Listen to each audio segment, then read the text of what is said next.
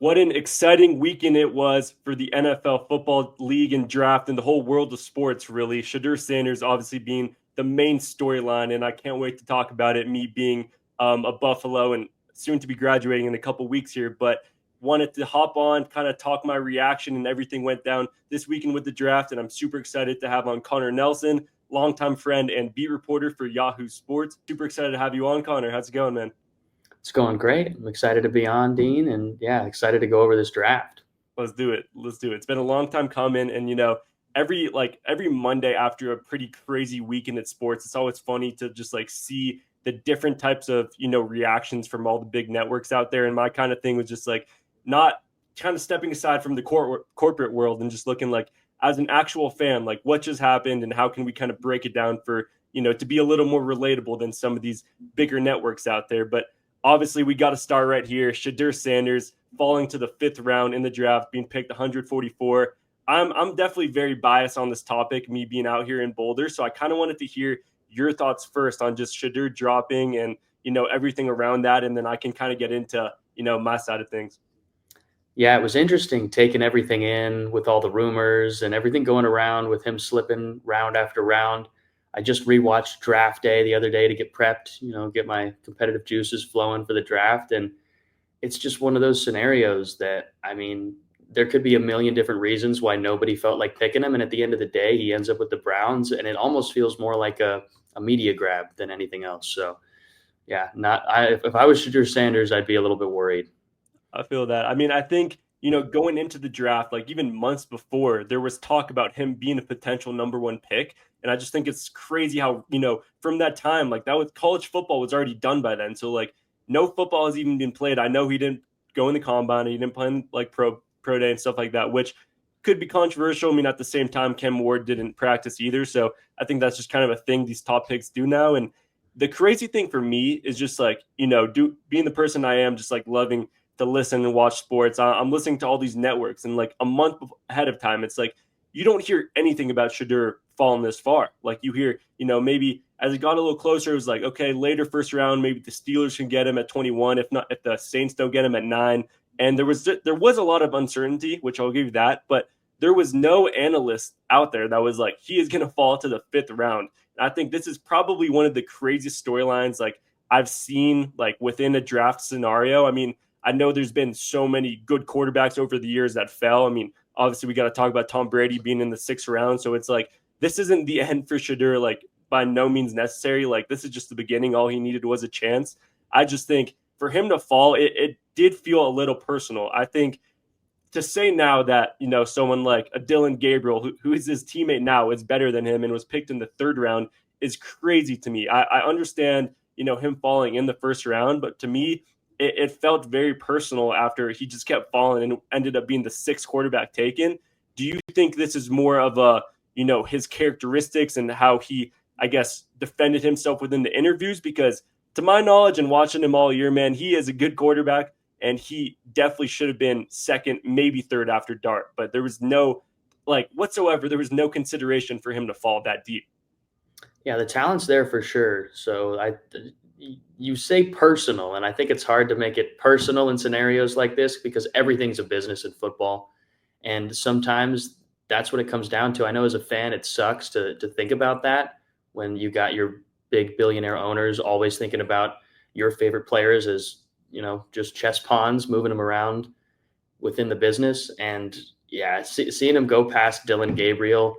And for me, the big shocker was when Milrow was picked.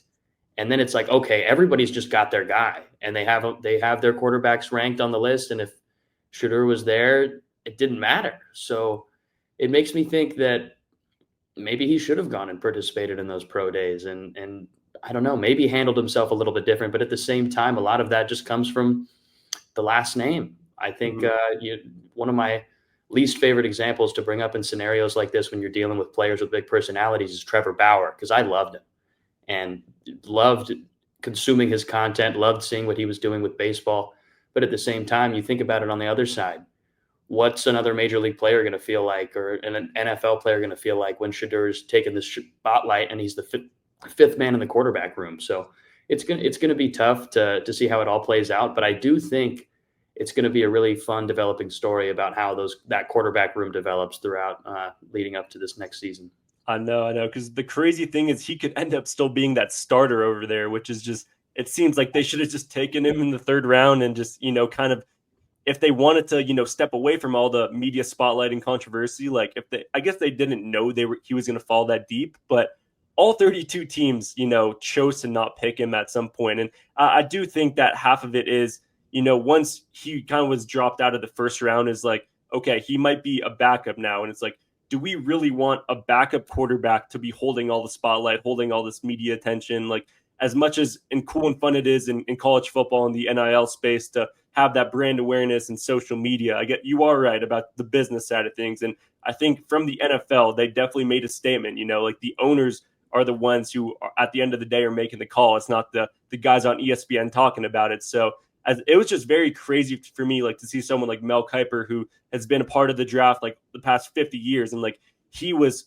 so totally shocked. I mean, he had Shedeur as like a top 5 pick in the draft. So for him to fall that deep, like it was a shock. And I think from now on, it's just like, how is he going to bounce back? I mean, the whole world saw what happened. I think, honestly, I think a lot of people might be rooting for him now, as much as people beforehand might have just hated on him for his last name and for his cockiness, whatever that means. I think a lot of people are excited to watch him, and now we're excited to watch Browns games. I mean, when was the last time you could say that? So it's like for the Browns, I think their quarterback room is going to be a very interesting story going into their preseason.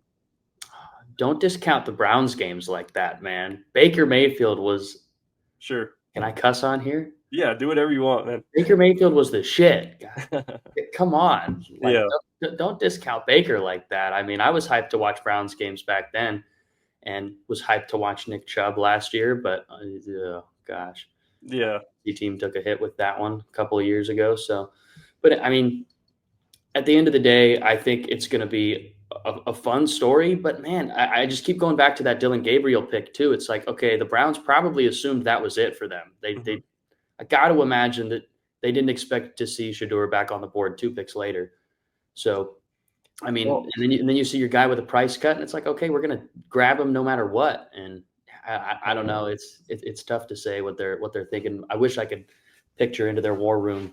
no, I know. Those are the coolest moments too, just like seeing the behind the scenes talking and whatnot. As much as I can talk about Shedeur all day, or actually I do want to talk about one more thing with him. And that had to be the prank call. I'm sure you saw the I don't have the guy's name off the top of my head, but he's the son of a defensive coordinator from the Falcons.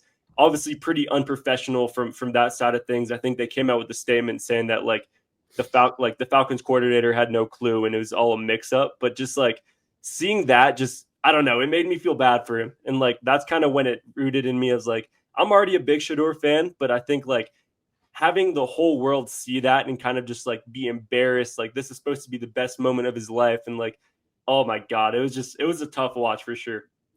Yeah, what a way to transition into my favorite team with the Falcons. There, it was Jeff Ulbrich, I believe that's how you say his name. It was his kid. He's the defensive coordinator for the Falcons. But I mean, well, is it his kid or was that a rumor? I don't know. I've seen a million different things. Like people were just Yeah, maxing up faces. They weren't 100% sure. But if that is the case, then it's a tough look, man. That the chain of command is just that weak that kind of stuff is getting out to. I mean, man, and what a good day for Ulbrich too. I mean, I thought two big picks on the defense in the first round for the Falcons. So I mean, it feels like the offense kind of set itself up last year. So I mean, I'm really excited to watch some Falcons games this year. Wouldn't be surprised if there's some new defensive coordinating oversight people just making sure that nothing's leaking around them. Oh my god, no! I think it happened a couple times with other players too. I think something got to be looked at there because that can't be happening. Sweet. As much as I would love to keep talking about Shedeur, I also want to talk about his ex or co-teammate Travis Hunter. Obviously, me being out here again, it's a little biased, but Travis winning the Heisman, Travis just playing both sides of the field. I think he has the potential to be a generational type of talent and definitely a face of the franchise. I was pretty shocked seeing the Jags trade down to get him. I knew he would be second. I mean, after the whole, we kind of knew Cam Ward was locked to be at 1. We just didn't really know, what team was going to take Travis. I thought it was going to be the Browns, and I think as much as the Jags lost a bunch of picks, lost a first round pick next year, I think they got their guy. And I think as much as, NIL and college football is different, like you really need a face of the franchise in any professional sports. Like you need to give your fans a reason to watch the team, like be excited to watch the games. I think Travis Hunter is the perfect way to do it. And that's why this kind of brings me, I think Travis Hunter was the winner of this draft as an individual, just because the Jaguars coaching staff and all that made it very clear that they are going to let him play both sides of the field. They said they want him to be himself. And, this hasn't really been done before, but if there's anyone to do it, it is going to be Travis. I guess just from your, outside perspective, do you think Travis can do it? Do you think what's the potential for him, playing both sides of the ball? To be honest, as a fan, it just my my first concern was like, all right, what does it mean for fantasy football? Sure. Sleeper put out their announcement, he's going to count for both points if you have IDPs. If not, you don't have to worry about it. So you just better hope he's not spending too much time on the defensive side if you actually decide to take the risk in fantasy football. But man, watching their GM, James Gladstone's press conference with him, that fired me up. That Sure. gave me full confidence and belief that Travis Hunter's going to be able to go ahead and do this because they're going to be able to give him the resources to be the best player on both sides of the field that he can absolutely be. So I'm excited to watch. Like you said, it's that excitement factor that gets you into Jaguars games because the offense is set, man. With Trevor Lawrence, you just got to put the right pieces around him. I still believe in that guy. So if Travis Hunter is able to come be a little bit of an X factor, maybe on the slot or on the outside for the offense, and then he's able to do his thing. They picked up Caleb Ransaw, another cornerback with their second overall pick. So it's gonna be a fun season for Jaguars fans and high hopes with the young core. And I like to see it because the offense is really maturing. Hell yeah. No, I love that you're a fantasy mind yourself because I think that's something I like to look at. It's not always that these rookies like are, kind of starters right away, but I think there are a good amount. And we saw the last couple of years, especially with, all the 6 quarterbacks being taken in last year's draft. And that's kind of what had me thinking, with the whole Cam Ward situation. Obviously, I'm a Shedeur fan, but I think it was very obvious that he was going to be the first pick like a month going into it. The thing for me, it was just like it's very interesting the type of class it is because, as I mentioned last year, there were 5-6 quarterbacks taken in the first round. Like, where do you think Cam Ward would have stacked up with that crowd? Because to me, I don't think he would be at the top. I mean, I definitely have him behind, the Caleb Williams, Jaden Daniels, Drake May, like probably around the JJ McCarthy type of pick. But does he excite you as a day one starter with the Titans? It's so hard to say, man, because I think my draft analysis just might be a little bit off because I honestly wasn't super high on last year's quarterback draft class either. I thought a lot of them just hadn't given me enough proof in college to really fully believe in those guys. But Jaden Daniels being the exception there with his final year in college, definitely wasn't watching a lot of LSU ball games. But once you see the stat line, you're like, okay, there's something there. But yeah, I wasn't super high on that last year's draft class either. So I feel like Cam Ward probably would have ended up, right in that 4-5 range, like you said, right next to JJ McCarthy, kind of outside that top 3. Which who knows what team he would have ended up on then. But I am very surprised that he was locked in to the Titans so early on. Yeah, I mean, I guess with the whole draft, obviously, I guess monetary and money aside, like with your number all pick, like it really just depends on the organization you go to, and I guess having that chance is what kind of makes you shine over the others. So I guess that the type of thing with Cam Ward, like it's only time will tell. I mean, we didn't think Jaden Daniels was going to have that type of year that he did. So I guess within a year or two, you kind of see if you have your franchise quarterback. And staying on that type of conversation, were there any, along with fantasy football and all that, is there any picks that stood out to you fantasy wise that you're like, this is a perfect situation? They got their guy, and he's about to win some leagues next year. I don't want to miss. I'll give away one sleeper that I put immediately on my list. You know what? It's 2 guys actually, and they got picked up by the same team in the draft. 2 little sleepers that I'm going to have on my side list because I don't know if they'll be huge impact players early in the year, but both on the New York Giants. It's going to be their new backup, maybe starting quarterback Jackson Dart, and then Cam Scatabo, man. Those are going to be 2 fun players to watch. Scatabo running in New York. Oh, like I'm just picturing a cool social media edit where it just goes from Saquon running to Scatabo, and Oh, it's going to be so cool. That fan base is going to be electric with that guy running the ball. No, Cam's a dog. I think it's very interesting to see again, like these draft number picks because he was, I think he was like 104. I'm just saying that off the top of my head, Scatabo. And then you have Ashton Genty pick number what 6 to the Raiders, and it's like sure, Genty, runner up for Heisman, like he is going to be that guy. He's definitely going to get the workload that a running back one in fantasy football, deserves. But it's like, is there that much of a difference in skill? I don't know. I did like I mean, just watching some of those ASU games, especially in the playoffs, like that guy's a dog, man. He put it all out there, but that's not saying anything. I think Ashton Genty is that guy as well, and I think he's probably going to be picked as high as like Bijan was right when he was drafted. So that'll be fun to watch. I guess it's not a sleeper at all, but I think Tedero McMillan from the Panthers. I think that's a great situation out there. I think the Panthers got their guy in Bryce Young as they kind of saw towards the end of the year. And I think, having a tall, versatile weapon is a perfect fit because I didn't know if he was going to drop too deep either. And I think he's someone that should probably be picked up, within the third or fourth round in wide receiver. And I guess, you're hoping for the upside there, but I think he'll definitely get his targets.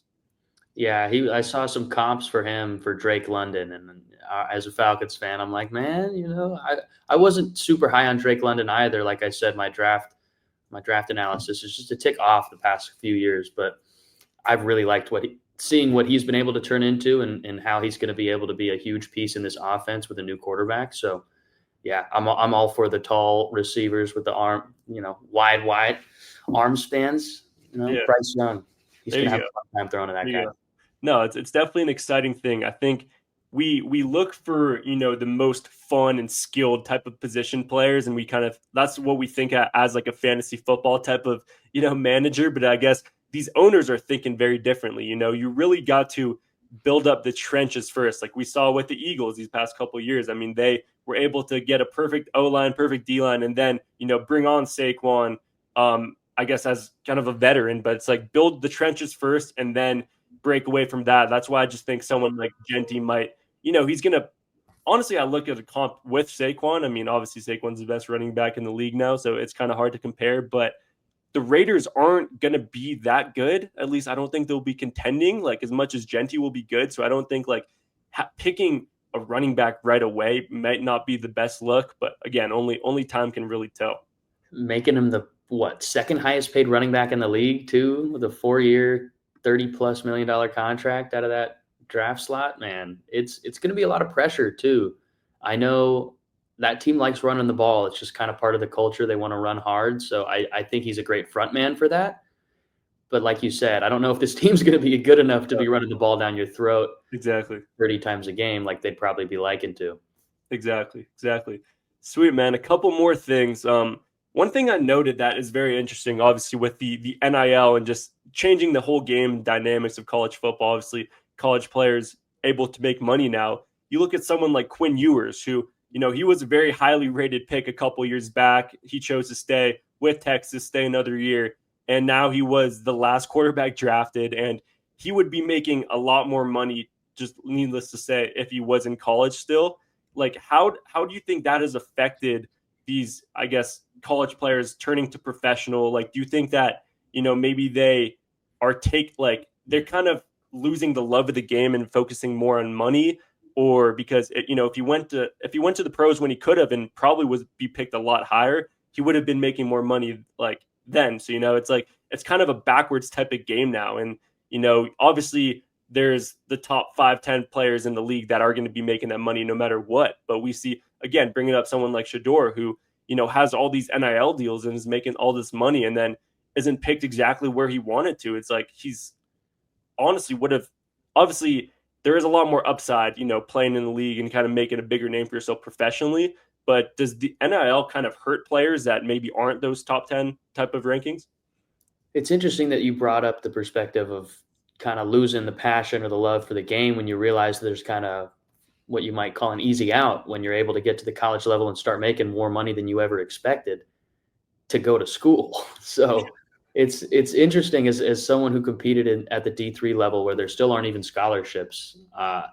It's interesting to see because then you meet the type of people that just want to stay around the game as long as they can, and they'll do whatever it takes to be able to put themselves in that position. So it's a really interesting thought that you had there. And to be honest, I think, yeah, it probably will sway a lot of those guys on the borderline of, man, am I going to wake up today and go to 6 a.m. weights, or am I going to, take my Venmo from my NIL deal today, and I'm going to go hit up a breakfast and skip those weights, maybe not make it to the team lift or the Yeah, individual lift. So I think it could start swaying some of those guys who aren't as mentally tough away, but I think it'll make those guys shine even more who really do want to put everything into their craft and make it to the top heights of their game. definitely, man. No, you said that great. I think, being someone who obviously is like a fan from afar, and like if I could be making NIL money, I would do as much as I can to keep that. But it's harder to say when you're not a part of the situation. Last thing I was thinking, just I'm not sure if you saw one of my recent posts, but it ended up popping off recently this weekend. It was like 600K, but pretty much all the comments are just hate comments. It's pretty much my reaction of Cam Ward, and then I'm like, Shedeur should have got drafted instead. Watch Shedeur have a better pick. I think just like very general, like, do you think these types of guys like Shedeur, who might be a little more controversial, do you think that's better for the league, better for the specific team to bring more of those eyes? And, Shedeur is someone who in college, he switched Jackson State. He transformed their team. He came to Boulder. We were a 1-11 team just a couple years ago, and now everyone's talking about him. Like, as much as the business owners and everyone involved like has the last say, it's like, do you think that these guys that can bring more brand awareness might be a little more valuable, especially with everything in social media going on? Do you think it's more important to kind of pick a player that is going to bring more eyes, or focus on, I don't want to even say worse players, because I think Shedeur has a talent, but I guess it's just like, do you think these owners at the top of the food chain are straying away from people that might be a little controversial? It's interesting you say that because I was just watching the Year in the Dugout with the Red Sox on Netflix recently, and Alex Cora had a good quote about Tristan Casas, their first baseman, he's got a few weird rituals, does shirtless yoga before games out in the outfield, but he's like, hey man, if you hit a walk-off home run Game 7 of the World Series, you could go out in center field naked and do yoga. No one's going to say anything. Yes. So I think that translates a little bit over to your question here with, if you're good enough, you can do whatever you want. Nobody's going to say anything. But when you're drafting a guy in the 5th round who may possibly be the 5th man in the quarterback room, I think it's a little bit hard to let him off the leash there and say that you're going to be okay with him bringing in brand awareness. But then again, the business side, hey, if he's bringing in a lot of brand awareness and he's pissed that he's not playing, might backfire on you if you can't control him. So I think that's where a lot of these business owners' heads are at. It is an investment. And if you're not willing to go all in on him, then I think, yeah, we saw what we saw this year. He's going to slide down until someone's just like, hey, why wouldn't we do it now? Yeah, no, I love that. I think they definitely made a statement, him dropping, whereas like, you might have the talent, but we don't want everything that comes around that with the situation. So I think as much as NIL and everything like that kind of for a bit, pushed all these college athletes to have that brand awareness and, have their own podcast and do all this, I think there might actually be a little dip in kind of going back to that. And, these owners just wanting players who love the game and are more focused on that. Do I think that's better? Do I think that's worse? I guess time will tell, and Shedeur is going to have to, make a name for himself as a Cleveland Brown. But it's going to be fun, man. I appreciate you for hopping on. This was super fun. I would love to, keep in touch and maybe do this again down the road, talk some baseball. You're a big Dodger fan, yeah?